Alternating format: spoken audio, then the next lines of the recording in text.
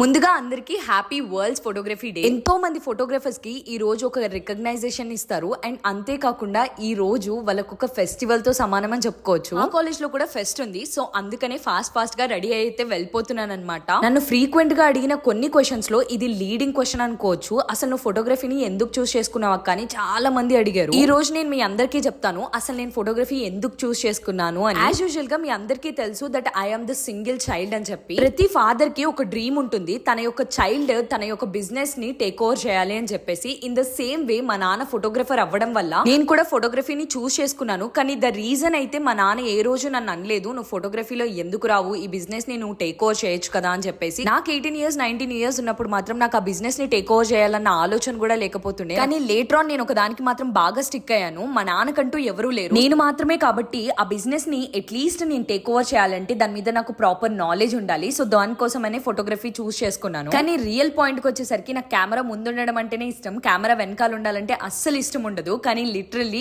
నేను ఎప్పుడైతే photography study చేయడం స్టార్ట్ చేశానో నాకు కెమెరా వెనకాల ఉండడం కూడా చాలా ఇష్టం అయిపోయింది అనమాట. ఫైనల్లీ కాలేజ్కి వెళ్ళిపోయిన తర్వాత ఎక్కడెక్కడో ఉన్న ఫోటోగ్రఫర్స్ అందరూ కూడా వచ్చేస్తారనమాట. మంచిగా అందరూ ఒక చోట గ్యాదర్ అయిపోయి వాళ్ళు తీసిన బెస్ట్ పిక్స్ ని ఎగ్జిబిట్ చేస్తారు.